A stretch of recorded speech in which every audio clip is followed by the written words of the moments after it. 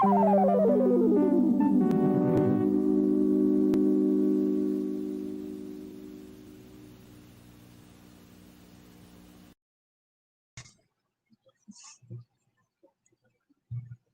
evening, everyone, and thank you for joining me for the special edition of Talk with Tasha.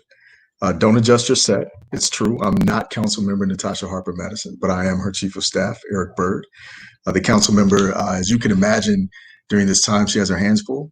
But like other cities, Austin is dealing with COVID-19 pandemic, along with the nationwide demand for racial justice and the end of police brutality. But the show must go on. So the council member asked me to be on her show tonight for her. And so I thought I'd take this opportunity to explore a perspective that we usually don't get to spotlight here in Austin. And so this perspective is the perspective of Black men.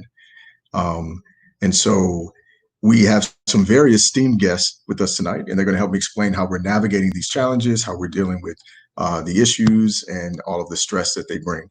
But first, we want to remind everyone that the COVID-19 pandemic is still very much among us, and cases of the deadly disease continue to rise. It is also still the case that the disease disproportionately affects Black and Brown communities. In recent days, our public health officials started offering free tests for everyone, including people who aren't feeling any symptoms. So if you're asymptomatic, you can get tested. So if you were at Sunday's giant rally at HT, or if you've been around crowds lately, all you have to do is go to www.austintexas.gov/COVID-19. First, you'll register, then you'll take an assessment. If you qualify, you can schedule your testing appointment. Once you're done, you'll receive your results right on the phone. All of the personal information collected during this process is for medical purposes only. At no point will anyone ask you any questions about things like your immigration status. Again, that website is www.austintexas.gov/COVID-19. So now let's bring out the guests and get this show on the road. First up is Quincy Dunlap. I'd like to thank you and Council Member Harper-Madison for having me this evening. I look forward to our conversations, and people better get ready for some tough conversations, some tough action. That's right. Quincy is the president and CEO of the Austin Area Urban League. He's a longtime advocate for the advancement of the underserved and underrepresented communities, and I'm happy to have him on. How's it going, Quincy? I got much to complain about, but I got the strength to take some action so that I don't have to complain. Right. All right. Let's talk about that. Let's talk about action tonight. Also here, we have the president of the Black Austin Democrats, Jamarr Brown. Hi, Eric. How are you? Hey, Jamarr. So Jamarr is an accomplished political strategist, healthcare advocate, organizer, and leadership trainer with over 10 years of professional experience. All right. So let's talk tonight. First off, how's it going, fellas? I mean, I think it's important for Black men to check on each other and to collaborate during these times. We get painted oftentimes as the aggressive types and not being open with our feelings, but we got to be there for each other. There's nothing more beautiful than Black men coming together and really supporting each other. So how are y'all doing? I'm gonna check on y'all. Hey, brother Jamarr, I'm glad you're here, and we getting ready to take our place, man. We've been stepping up since before this, and now it's the hot thing to step up with Black men. I'm just saying, this ain't nothing new for us to fight for our communities. Come on, be an ally now, but when it cool off, don't move away from us. Stay standing right next to us. And for some of you Black people who appear to be allies yet attack Black leaders for doing Black work, come on, get on board and get selfless in this. This is about us, not just you individually. Sure. And I'll follow up on that by saying, in so many words, I feel like when everything first happened, I was frozen. And then I think I was moved to action. And that's what we're doing now and what we're talking about. But I mean, our community has dealt with this sorrow for decades upon decades. And there are people like yourself, Eric, the council member, Quincy, other folks that are listening that have been fighting in our community for a number of years on these same issues. And at some point, you have to ask yourself, why is it still happening?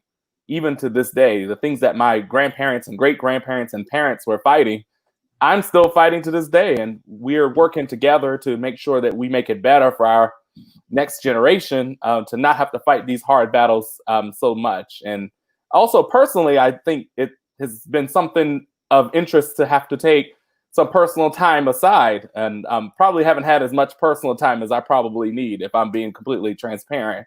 So I hope that at some point I'll be able to take some personal time, because we know that not only is this the Lord's work, but this is tough work. And, you know, I have to make sure that I'm taking care of myself along with my brothers, because we can't do the work if we're not here.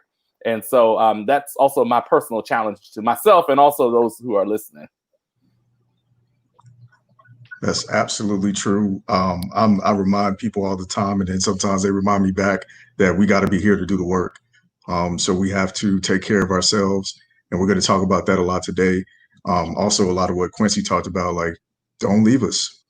You know, when the energy and the passion is over, like, you can't leave us. Like, we've been doing this for a long time. We've been hurting for a long time, so we need y'all to stick with us. And a lot of that I saw this Sunday.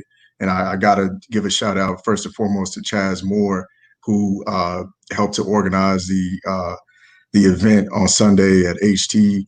Chaz couldn't be with us tonight. He's doing what he does and advocating and pushing for change. But him and a lot of other gentlemen, most of those gentlemen were I recognized from high school and middle school. Those are my classmates. I'm a native Austinite. And so the pride that I felt just seeing them up there, I don't have any brothers. I'm an only child, but I had brothers at that moment. Like, I felt like I had brothers. Like, that, I was so proud of those men, those gentlemen, those fathers, those pillars in our community who are less often heard about and less often celebrated. But they stepped up and they did their thing. And don't leave them. Like, they're doing the work. Don't forget about them. And so I know, Quincy, I saw you on the front lines at the march. I was there. Jamarr, I didn't see you. I don't know if you attended, but I didn't get to go to HT, but I did get to stop by the Capitol.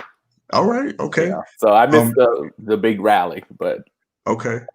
Could y'all describe your feelings with the peaceful protest held at HT this Sunday? Brother Jamarr? I mean, I was not at the HT events. I can't speak specifically to that. I mean, I did see some video and other reactions and reflections from people on their personal social media page. But one of the things I think that's ultimately very important, not just around the George Floyd murder, but, you know, all of the cases of police brutality and police misconduct, not only here in Austin, but across the country, is people are really rising up. And I think that the Sunday's message sent not only that Black people have had enough, but other people that are standing in solidarity with Black people. And to what Quincy was saying earlier, is that we need people to stand with us. We need people to be co-conspirators with us, not just allies who put Black Lives Matter on a Facebook post or a Twitter post or an Instagram post, but we need people to act in their spheres of influence.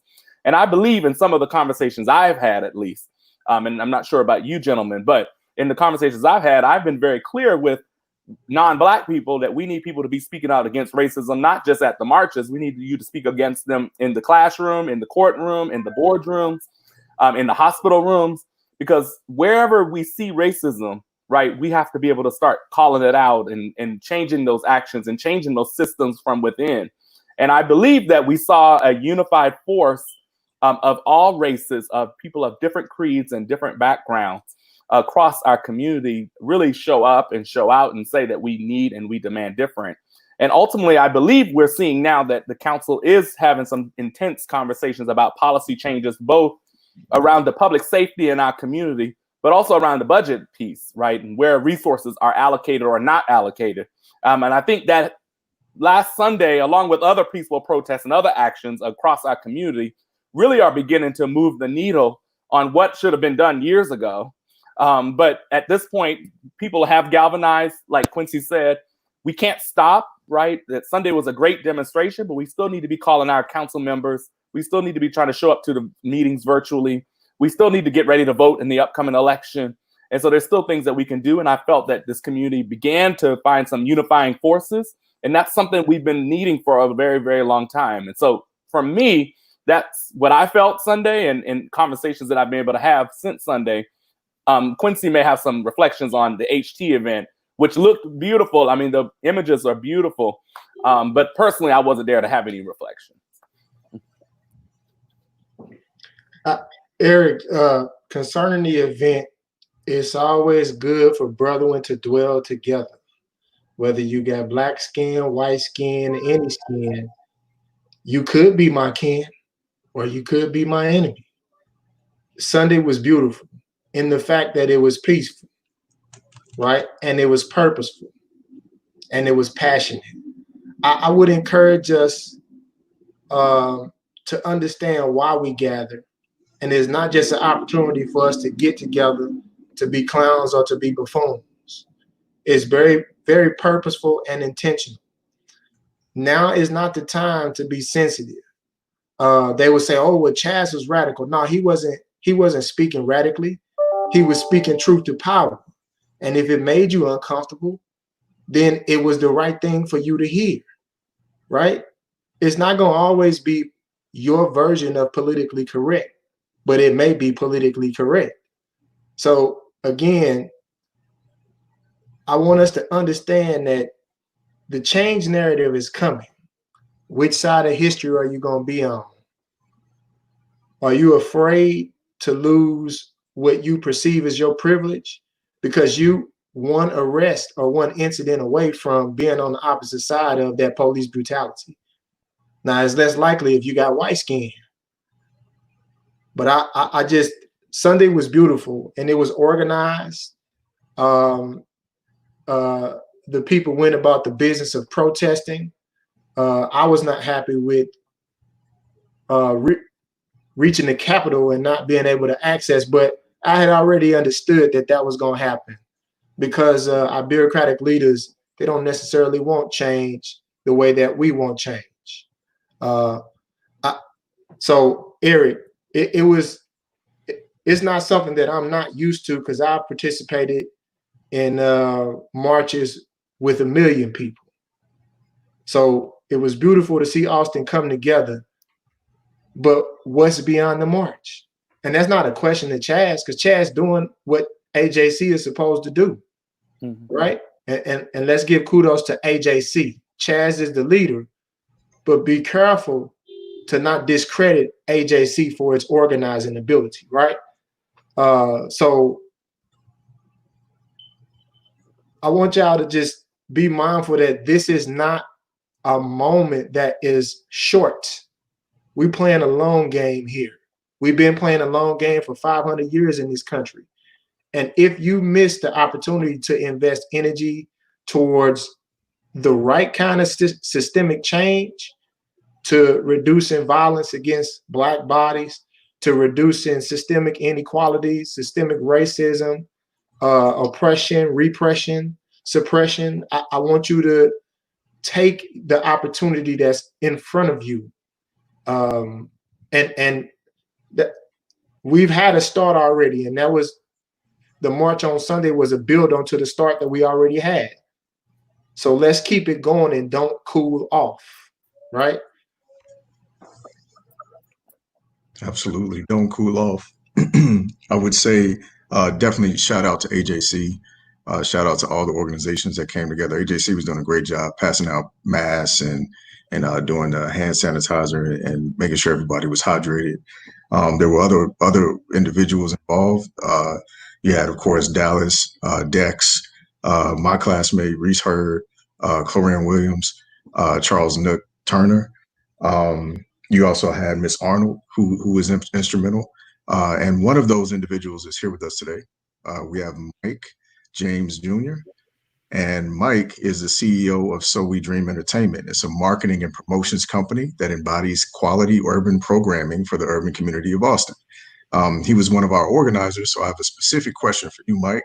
Not only how did you feel about the event on Sunday, but also after seeing support from celebrities like Dez Bryant, Christina Milian, Ice Cube, how does that make you feel about Sunday's event? Like, how does that feel?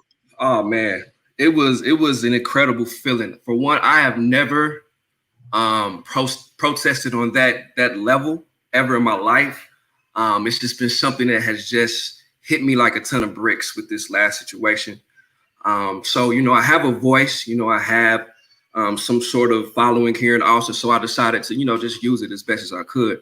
But just being on that hill and seeing so many people, I ain't never seen nothing like that before. It's that many people. I mean, I've seen people like that at the Urban Music Festival in Austin, and it was Black people, but that many white people at the same time, it did something to me. I was emotional the whole time, really. I couldn't really move too much. I was crying. I was in it because just to see that I'm valued, and to see how, we're not valued, it just really hit me like a ton of bricks today. But yeah, it really hit worldwide. I mean, I've seen a lot of images from the protests. We have support, and that's great. I just hope we keep this momentum. That momentum is what we need to keep this thing going. Yeah, I mean, that's really it at this point. Just keep that momentum going and we keep fighting. Absolutely. Yeah, we're going to talk about that momentum a little later. Mike James Jr., I got to thank you, man, bruh. That was an experience for me as a native Austinite to see that and at HT and stand on that hill. That was incredible. So I appreciate it. All the hands that went to creating that. So I got a question for y'all. As a Black man and as a Black father, as some of you are, how are you feeling right now with the total climate, with the complete zeitgeist of our nation? I'll jump out first as a Black man and a father. I don't know, James or Jamarr, if you have kids, but I do. I have a 15-year-old son who's getting ready to turn 16, and he is on the front lines with me when I go to whatever I decide to go to and protest. And it brings up a ton of questions and great experience for him to understand. One, in God's kingdom, you are limited if you serve God and if you commit to his will. So that's first and foremost. If you're a child of God, nobody can limit you. The second thing is for him to understand the error of man thinking that they have control over certain situations. It's only a matter of time before you lose that perception of control. And this is what our white brothers and sisters, some of them anyway, feel right now. Some of our white brothers and sisters have aligned with understanding that equity is not a loss of control. It's a balancing of the scale and bringing justice and quality of life to a system that has for far too long separated us, put us in classes by different categories.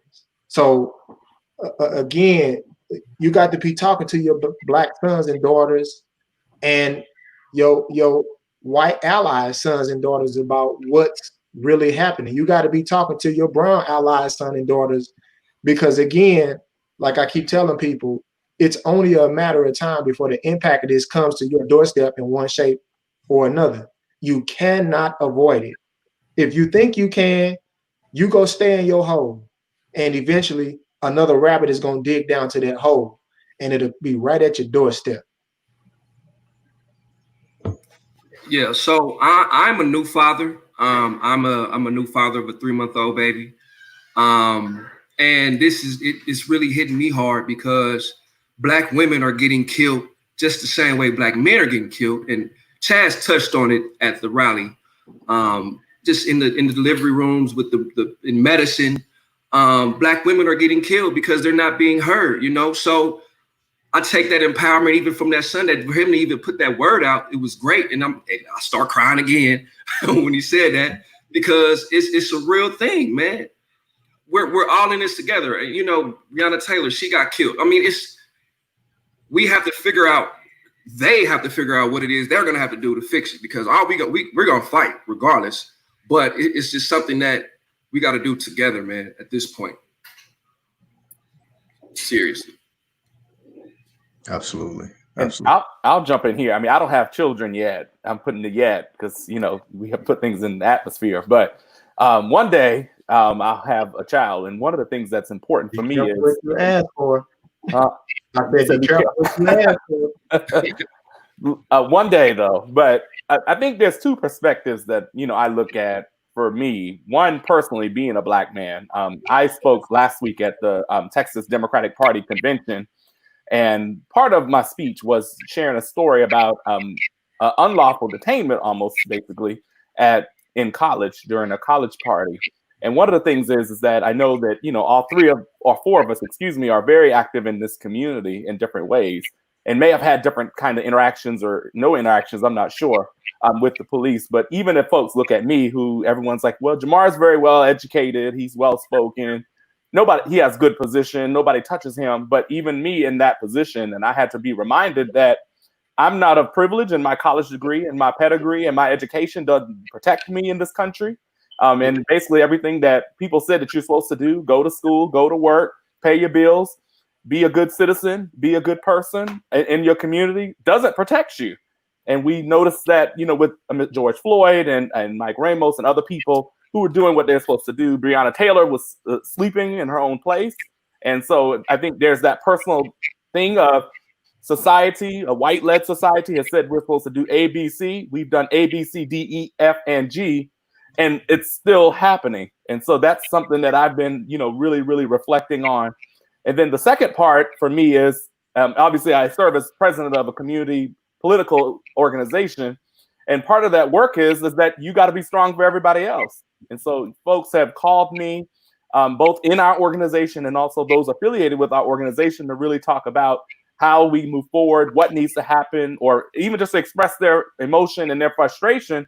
And in a leadership role, a lot of times you don't get to vent and tell everybody how you really feel about certain things. And so it's that balance of being a Black man, being of what we're talking about, but then also having to still stand and be in this leadership position. It can be a little rough. And so I think that's how I reflect. And I do also want to echo what Mike said about Black women. Our Black women have been standing with Black men for not just this Sunday, but well before. And also, and they're in the same boat, that if Black men have had knees to their neck with the police, Black women have died on hospital beds across the state, trying to give birth to children and grow and expand their family. And they haven't been heard either. And so we also have to make sure that we're unified, both as Black men, but with our sisters, and making sure that all of us get heard in the system and in the community we live in. Absolutely. I was going to move on to questions, but we're touching on something very important. We're touching on trauma in the Black community. And so I do want to ask my question about that. But if you have questions in the audience, the viewers, please submit your questions. We're going to get to them. But first, how are you taking care of yourselves? We undergo not only the natural or the unnatural trauma of being a Black man in our society, but also we undergo we're right now, all of our dirty laundry is being aired out. We can't, open social media without seeing something that's traumatic. I'm getting messages constantly, about with videos and articles, and now everything is coming to the forefront, and that can be re-traumatizing. So how are you taking care of yourself? For me, it's been rough for me. I'm an empath, so I feel a lot. Like that man could have easily been me. Mm-hmm. So, it's been having to turn the TV off. I'm a news guy. I watch a lot of CNN, MSNBC, I stay in tune. But sometimes just turning it off, listen to some music. I'm really trying to remove myself, even though I'm turned in the same way. I want to know what's going on. I want to be in the Facebook comments fighting everybody. But, that does take a toll, you know what I'm saying? Even though I feel like I'm doing a good work. But yeah, just really relaxing and staying off TV has been best for me. Doing some push-ups too. We're trying to work out. For sure. I mean, I'm the same boat. I mean, I think it, like Mike said, I think he said it best. I mean, it could have easily been any of us sitting on the screen, or even Black men that are watching us right now on Facebook Live. It could easily been any of us, right? Mm-hmm. It's about timing and placing, and we weren't in Minneapolis on that ground right then and there. It can be any of us, and I think that runs through my mind every day. I know I've probably had many restless nights in this situation, but also even before this situation. And so that's what I am in prayer about, is the ability to clear my mind enough to know that people are working in our community to make change that will allow me to rest a little bit. And so I think one of the things we all have to do is, because we have all been home for 3 months. I mean, we're still in a pandemic in the middle of this COVID-19 crisis. And so many of us have had to work from home. We have new coworkers and our children and our spouses and our pets, if you have any. People have to be children. People have had to do camp counseling now. And so I think one of the things that's really important for our community is where are you finding a time to go exercise, to go for walks, to get fresh air. One of the things I do now for work is I put blocks on my calendar. You can't contact me at this particular time. Make sure that for your personal self, both either work or community organizations or just friends, that you set some boundaries. And I've had to learn that I need an hour to myself or whatever the time might be. And so I think those are some of the things that, I've been able to do. And in addition to what Mike was saying about working out, making sure that you're exercising, making sure that we're eating healthy, making sure we're still doing all those things so that we can still be here and be present with our community. Absolutely. For me, Eric, and you can probably see my 3-year-old in the background, this has been a very important time. Work from home has required me to be able to engage in my personal life and my work life all at the same time. So that's why you don't see me turning around and telling him to move. He got as much right to this space as I do. So part of what helps keep me healthy is the balance of my 15-year-old son, my 3-year-old son, and my 4-month-old daughter. So it is my responsibility to take care of my girlfriend, my wife. My girlfriend is my wife, and the family that I have living in this house, and be able to engage in and balance the work-life continuum, right? So there are times when I take 2 or 3 hours off in the middle of the day because my family requires it. And this is the one thing I say: as you struggle at whatever level you are, when you get to where you can call shots and you are a boss, take liberties. My family is my priority. God has set me in a place to do some very specific things. And yes, I work very hard. And sometimes my wife had to tell me, stop working, right? But again, we have to see the blessing that we're a part of right now. I get to work from home. I get to see my beautiful wife. I get to see my boys. I get to see my daughter and the rest of my family, right? So that's where I take my refuge at, is we go walk, we go ride bikes, we play in the water, we eat snacks together, and then I dive into my work too. I'm fighting on multiple fronts besides just police brutality and the murder of Black men. There is inequality in every aspect of life. So it requires that I have a supportive team, and thank God for the Urban League family, because we've been fighting this fight for the last 110 years nationally and 43 years locally. So again, just find your place of refuge. I read a little bit, I cook a little bit. You have to find your space and learn how to be in that space so that you can heal, right? Because this is touching some of us in very personal ways, seeing and living that experience of police brutality and violence against you as a Black man. So sometimes you just got to disconnect. You just have to disconnect, because it'll eat you up if you don't. Absolutely. I think one common thread in what all you gentlemen said was rest is important, disconnecting, making time and space for yourself and for your families. And right on time, your 3-year-olds in the background putting on a show for us. So I do want to ask this question. How do you feel about the protests around the world before we get into the details about what change has been created? Yeah, Quincy, how do you feel about that? I'll say it like this. People should be mindful that George Floyd's death and a couple of other deaths have sparked an awareness and an awakening to what whiteness really encompasses. And that term whiteness is bigger than just a Western or a US thing, as we can see by the response. God rest George Floyd's soul, because he's being martyred right now. And we have to be mindful that God has a plan, man, and it's a plan for his kingdom.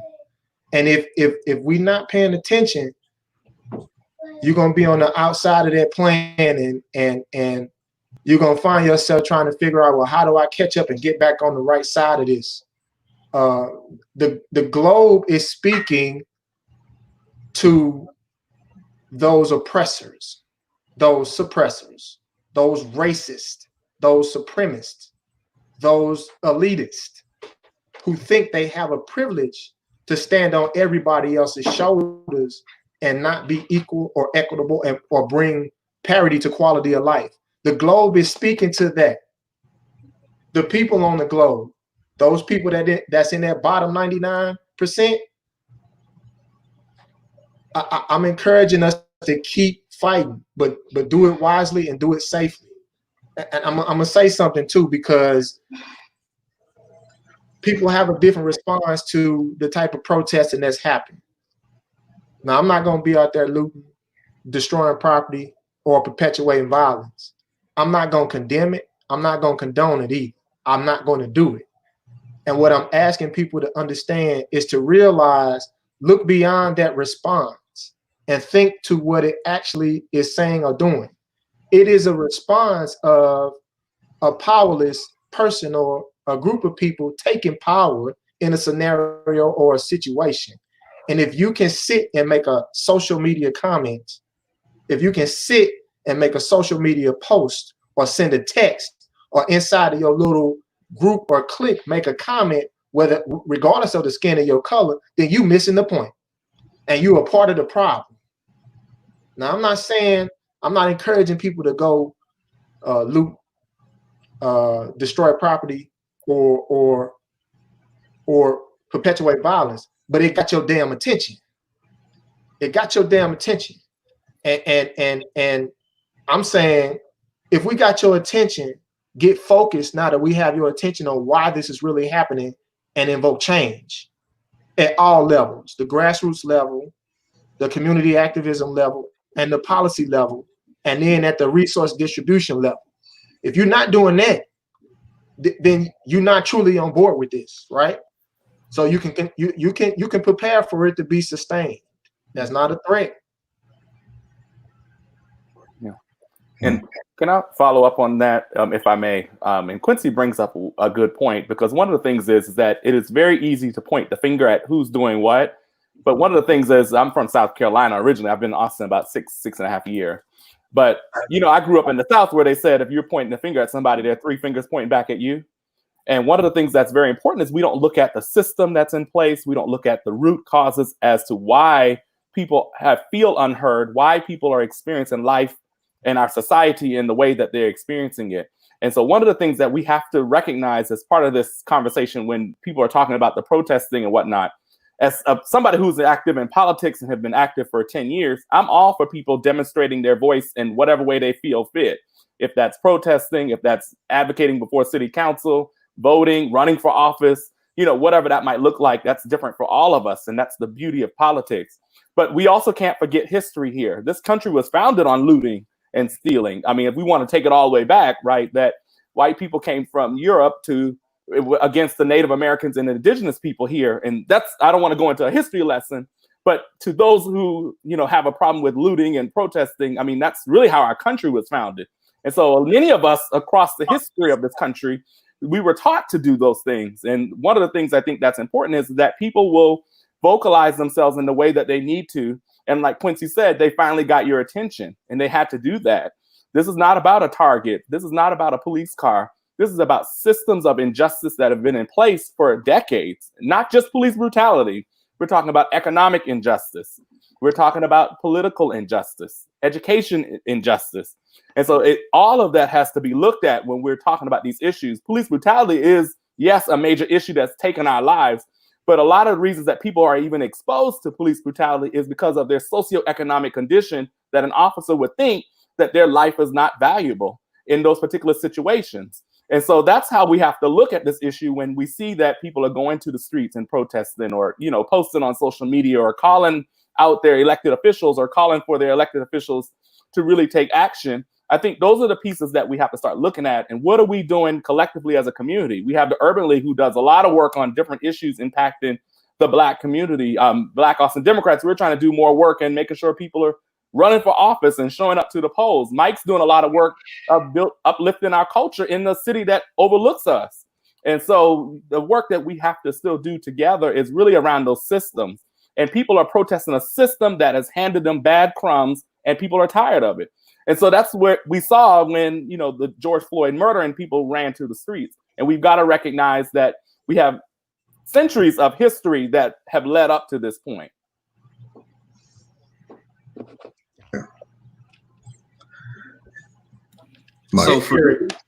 So for me, I put it all in perspective. The world literally stood still for the last 2-3 months, however much. And we all had to be forced to see exactly the type of brutality that we're dealing with at this point. There was no other way you could look. You couldn't look left. You couldn't look right. You were not distracted at all. So in seeing that, people had no choice but to check themselves. Because if you can look at that and you still don't have no humanity in you, then something's wrong with you. And I think that really is what has woken up everyone across the world, because for 450 some odd years, 500 years, it's been people that knew racism existed. They just didn't do nothing about it. So you being silent is being complicit. And at this point, it's either you over there or you're over here. It's binary. You cannot choose. You have to be on one side or the other. Your silence is complicity at this point. And so it makes me feel good knowing, yeah, Black people, we gonna fight. I'm good. Black people, we gonna turn up. We may loot, we may not, we may be violent, we may not. I understand, you know, I'm not condoning it per se, but I understand it. But to see Anglo-Saxon white people jumping up on the front lines doing this, you know, it made me kind of say, okay, I see what you're doing. I think white people really are uncomfortable. And I think it's been a discomfort that I don't think they've ever felt before. They're taking it and they're really becoming our allies. Now, granted, they don't need to be washing our feet and shaving off their hair and all that other crazy stuff. No, just check your supremacy. Understand that you have a privilege that we don't have, which is rooted in racism. So understand, use that to your advantage. And being out there on Sunday, just seeing all this, just a sea of white people, like I had never seen nothing like that. And they're fighting just as hard as us. My message to them has, from the last 2 weeks where I jumped out here and said, look, I'm going to do something, has been consistently keep the momentum. Those protesting signs is cute. All these slogans is cute. All these chants is cute. All this is cute. But what are you doing when you hear some racist jokes? What do you do when you yourself say something racist and you say, oh, well, I have 2.5 Black friends, therefore I can't be racist? No, if you say something racist, understand you said it, correct it, and move forward. That's literally it. And I think I have touched a few people. So when Chaz initially canceled the first march, I did go out there anyway. And I wanted to see what the climate was going to be. You know, I kind of held back because I didn't want to be around too much Corona. You know what I'm saying? So I did the march and I walked around or whatnot. And then by the end, you know, it kind of just died down. So I took it upon myself, like, look, man, I'm gonna just scream at the top of my lungs. Whoever can hear me, and I'm gonna just preach, basically, because it wasn't nothing but white people. White people outnumber us in Austin, so you gotta understand it's a numbers game here. It's more them than it is us. So if you really about this movement, you really about your heart, then you gotta step up. Period. We gonna fight, but we can't fight it by ourselves. Y'all created this, so y'all gotta fix it. Don't put that on us. That's y'all problem. That's a white people problem. Now, granted, we got our own prejudicial issues, but that's a whole nother thing. But white people got to fix this, not us. Mm-hmm. But yeah, protesting, man, I feel great. I feel good. I myself, I'm taking my voice and I'm going to use it in whichever best way I can. And, you know, in dealing with this infrastructure in Austin, racism didn't just start when George Floyd died. Austin is the most faux progressive city that I've ever lived in my life. And I've lived a few places, but having those microaggressions and those passive aggressions. I see it all the time. The gentrification in Austin, that's a whole nother thing. We had this big movement on HT on Sunday, but all the surrounding neighborhoods got all these gentrified neighborhoods in it. So, checking that. And that's literally the main thing is white people got to check it, and we going to check it if y'all ain't going to check it yourselves. Yeah. And let me say this, Eric. I feel Brother Mike in saying they got to fix it. They can't fix it by themselves, because if they could, the shit would have already been done. And I'm going to say this because we stood on HT's campus, but I'm wondering how many of them people turn around and then invested into HT. If you stood on that campus and you didn't get the inequality of the resource distribution for higher ed in this city, shame on you, regardless of the color of your skin. There is no way you go into Dr. Colette's yard and you don't invest something. So that's a challenge to Black people, white people, brown people. You was on her yard, now go invest. Point number 2 is we cannot attack our Black leaders. We got people out there attacking Black leaders. Just because me, James, and Jamarr don't all agree on one issue, it don't give me the right to go attack either of these 3 men or others on the phone. And by the way, Eric, I'm gonna point out that the sisters is missing too. I know Natasha's show, but the sisters is missing, so I'm just gonna say that. Yeah. I want to make sure we understand that I have to respectfully disagree and still support my brothers and sisters who are leading and working in this movement.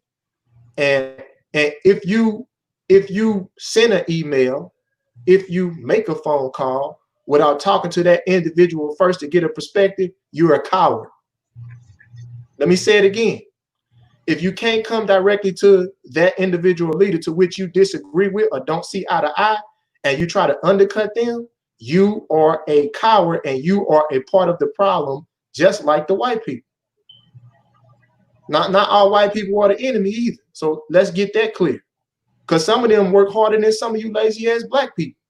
But this is not the time to sit back and say, well, I don't have to do anything. No, we all have to get up and be moving in the movement. That's what makes it a movement, is our action.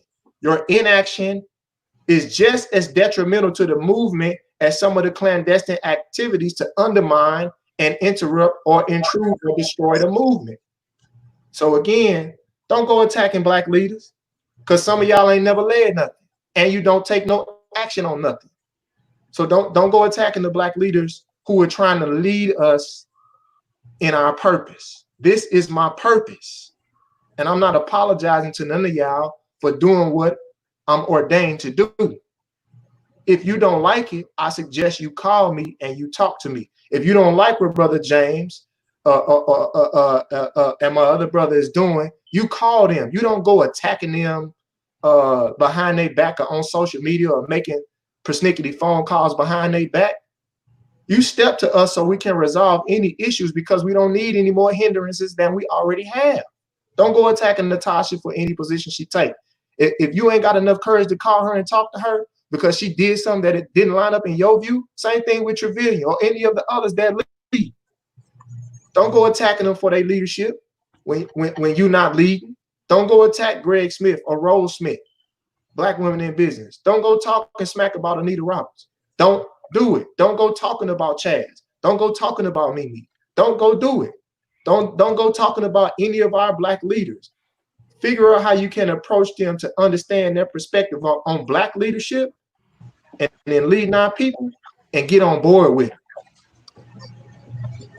And I think if I can add one thing, I know we have to move on, but I want to talk specifically about the point about donating to Black organizations. And one of the things that we were very clear at the Black Austin Democrats when we sent out our statement was we didn't ask for donations for more political work. We asked for donations to organizations like the Urban League and organizations like Measure Austin and Austin Justice Coalition and Black Mamas ATX and Black Lives Matter, because ultimately at the end of the day, there are people who are doing the work. And I want to say something in addition to what Mike was saying about white people working on white supremacy. we're not looking for you all to be the savior of the Black community. We're looking for you all to leverage your spheres of influence to make things equal, to make things fair, to make things right, not just here in our community, but across the country. And so part of that work is donating to Black-led organizations in addition to HT, because ultimately, at the end of the day, those organizations are already doing the work. We don't have to create a ton of new organizations and reinvent the wheel. Let's donate and let's uplift and let's support what people are already doing in this community, because we know that there's a discrepancy in white foundations and white-led foundations and how they distribute money across nonprofits and across community organizations, that a lot of Black organizations don't get the multi-million-dollar checks, right? And so it's up to our community to make sure that we have a more equitable distribution of funding for these organizations that want to do this work, that want to engage the community and want to uplift issues that we can move forward on. So I want to add that in addition to HT, make sure you're donating to those organizations, because ultimately at the end of the day, that's also how we move forward, because that's how we build our community organizing base. Thank you all. That was a lot. A lot of great information, a lot of great feedback. First and foremost, Quincy, you're absolutely right. We need to shout out the sisters that helped organize the march this weekend, that have been doing this work for a long time. Thank you for your dedication, your tireless dedication. When we get tired and we can no longer do it, you keep on going despite the odds against you. Also, to another one of your points, I make it a personal commitment because of how I was raised, and with if you got something against somebody, you tell them to their face. Simple as that. Anything else is not even an option.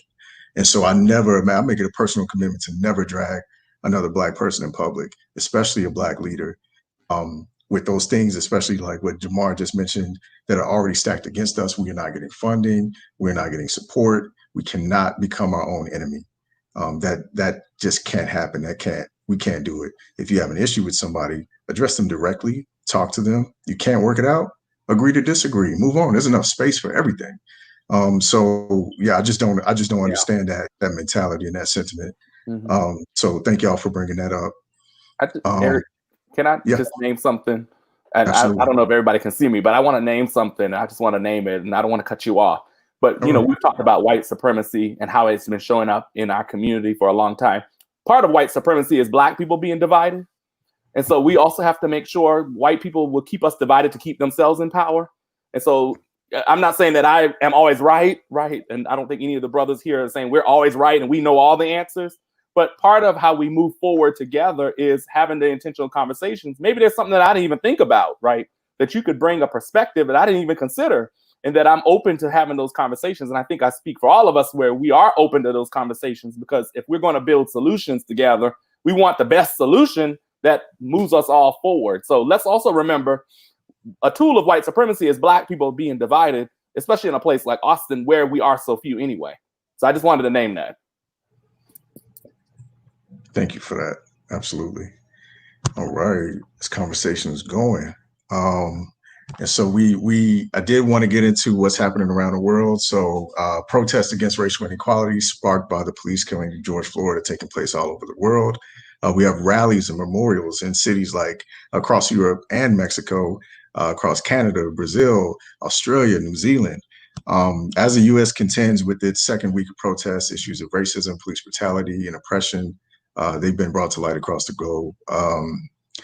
People around the world are feeling our pain. I got a long script here, but I'm gonna get away from that. So people are feeling our pain, and they're seeing our story. They're seeing it live. They're seeing the videos that we post. Social media has made an incredible impact in our ability to tell our story. I was talking to Nelson Linder, and I said, Mr. Linder, how has camera phones changed the way we advocate? And he said, it's democracy in action. And so we are able to give what's supposed to be irrefutable evidence of our experience, but to someone, our experience means something. And so I think right now we're hearing people speak out and say, we're tired of seeing this, and we understand your pain. All right, so on to a new take on things, another prong to this protest and marches. What about policy? And so now we're looking at how we can affect things from a policy level. So how can we enact change? How can we as Black men, or as Black people in general, enact change on the policy level? Quincy? I'm gonna be real quick because I need Brother Jamarr to dive in on this one, given his acumen in policy oversight. I just want to address one thing when we talk about defund the police. I want us to be clear about the terminology. Defund. I think we need to be reallocating and redistributing budgets, doing a budget analysis and redirecting funding. But to defund is a totally different storyline for me. So I just want to be clear that we can take that 100 mil, but let's invest it somewhere else. And my brothers at AJC, my brothers and sisters at AJC and other organizations are working on that specific approach to present to city council, state leg, and the U.S. Congress. The Urban League has already taken some of those steps, right? Like, this fight is not nothing new to me or the Urban League movement. I just want us to be mindful of understanding when we're using the terminology, because what an adversary will do is take your terminology and flip it against you by sensationalizing it. We didn't say we didn't want police. We said we want police that understand the standards of ethics and that are funded equitably. And if that money can be used in another place, i.e. testing and contact tracing for the general public, not the general public, I'm gonna take that back, for the Black community, so that we can understand the real impact of the coronavirus to our Black community, then so be it. Redirect the funding, reallocate the funding. I'm for it.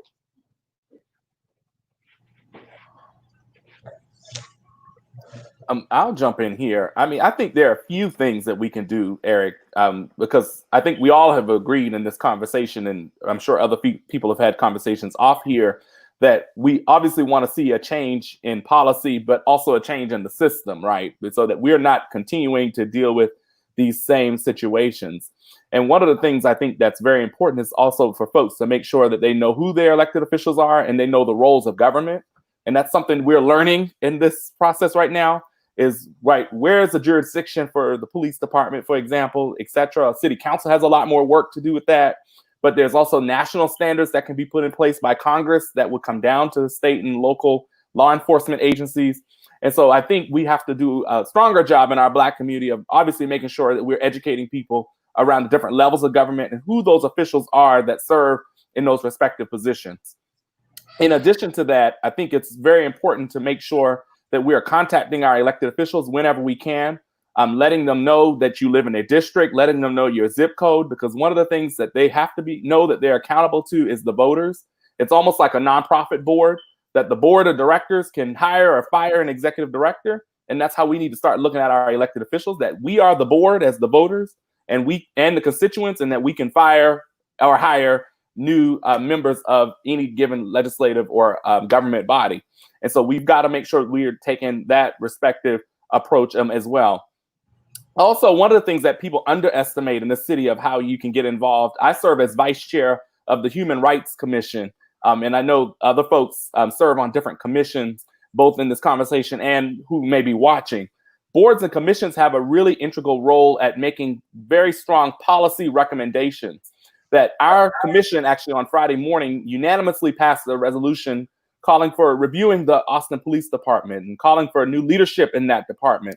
And now we see part of the work also in addition to what AJC and other organizations have been doing. So don't underestimate boards and commissions. Look up your city council district, who's the representative that was appointed by your council member, and also contact them. That's another means to get in touch with your elected official, because these folks that serve on these commissions were appointed by that member. So you should contact them as a constituent and also through boards and commissions where they have a hand in the makeup of what those are. And then lastly, what I'll in addition say is, obviously we have to make sure that we're keeping the pressure. And one of the things that I'm going to say, and I'm not sure if this was for later, but I'll say it here, is, ultimately at the end of the day, we have an election that's coming up on July the 14th. And we have a lot of offices that really play a pivotal role around the criminal justice system and opportunities for reform. And I don't want to sell voting as the solution. Voting is a step. Voting is a key that can unlock justice in our community, but it's got to be connected to the policy. But what voting has to be for us is our opportunity as a community to decide who we feel is the best person to lead our community, who's the best person to help make critical decisions including the community in those decisions. And so that's something that's very important. So make sure that if you are not registered or you know somebody who's not, the registration deadline is the 15th. So that's on Monday. So you have a few short days. Early voting starts on the 29th. And voting is also on the 14th. And we have offices like U.S. Senator. We have a primary runoff for U.S. Senate. We have the county attorney's office that prosecutes a lot of work around felonies. We also have the county attorney's office that does a lot of work. So 2 heavy prosecutorial positions that are on the ballot that we can make a say now. We don't have to wait till November. We can have a say now in who serves in those roles, because that shows up in how Black people are charged in a system. It also shows up when officers need to be indicted, who will move the needle on indicting officers that are not doing what they're supposed to do. And so it's critically important to understand what these positions do, who serves in these positions, and follow organizations like the Black Austin Democrats and other political organizations, because we've got to make sure that as part of our policy, we're also changing who's in office, because the perspectives of those individuals that serve in office can make a difference in what policy actually gets enacted. Thank you so much, Jamarr. I want to say something about defunding myself real quick. Touch them economics. They don't need all them souped up Chargers. They don't need all them souped up Explorers and all them souped up new body cams. Go back to them old Crown Victorias that y'all used to have. Touch them economics. I'm all for it. If you can take that money, that same money, and use it for something meaningful, by all means, do it. No, I don't believe it means we don't want cops and we just gonna have anarchy running around in the streets. No, we still need cops because they're still criminals. But I think that, pulling that back, because they're not equipped to deal with mental health issues and walking up on someone who's ready to kill themselves and they got you shooting people that got a knife and carry. No, learn how to de-escalate. Take that training, put it in training that's gonna help these people, because a lot of the times these poor cops are not equipped for it. So the only thing they know is violence, So I'm for defunding it, touching them economics, and moving those resources to something that's going to be meaningful. So I'm all for it, and I hope it goes through in Austin. All right. I think it's a great point for a great point in the conversation for us to introduce our special guest. Just got word that we have Council Member Tasha Harper-Madison joining us. Y'all thought y'all were going to see me tonight. Let me just say thank you to all the guests. Thank you for your contributions. Y'all know I'm long-winded, but I have nothing to say. You said it all. You literally said everything that I otherwise would have said and pointed out all the points. I just want to make sure to highlight, because I know sometimes within our communities, as it was pointed out during the course of the conversation earlier, we are critical of one another in a way that's problematic. But I appreciate that every brother on this call, who we intentionally made about brothers, which is why I didn't show up. I wanted y'all to have a moment and also show up. But I got to tell you, every single one of y'all said a shout out to the sisters in this community, and I appreciate that very much. Thank you for your time. It was beautiful to watch. I was in here just hollering ridiculous. My mom would not be proud of my behavior this evening. It was not sophisticated or refined, but I was just so proud to hear and watch this community come together in this way. And I can't wait to continue to lead in the way that I'm able and follow in the way that I'm able and work alongside y'all to keep pushing. So thank you very much to everybody who showed up this evening. Thank you for having us. Thank you, Council Member. I hate to say it, we're at 59 minutes, so we're officially out of time. Council Member, thank you for joining us with your kind words. I'd like to give a shout out to Quincy Dunlap, Jamarr Brown, Mike James Jr. It's a great conversation, brothers. I hope we can do it again sometime, and maybe in a less public environment where we can kind of relax and talk. This was great. I enjoyed it. Thank you for coming. Thank you for having us, and keep up the work y'all are doing. Absolutely. Appreciate y'all. Good night. Good night, everyone. All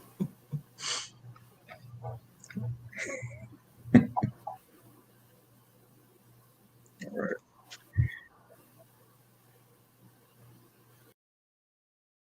Cool. Good night, everybody. Oh, I think I have more. Sorry. Once again, I'm Eric Byrd, filling in for Council Member Tasha Harper-Madison. You can reach out to District 1 City Council office anytime at district1@austintexas.gov. And next time, the council member will be here. So everybody have a good night. Tune in tomorrow for the city council meeting. We have some big items, big items on the agenda, some of which we touched on today in our conversation. You can check that out at www.austintexas.gov/ATXN. That's www.austintexas.gov/ATXN. And tune in. And if you're signed up to speak, thank you for your contribution. Please participate civically. That is incredibly important. We get your emails, we get your phone calls, and we hear you when you speak to us. District1@austintexas.gov. Reach out. All right. Peace.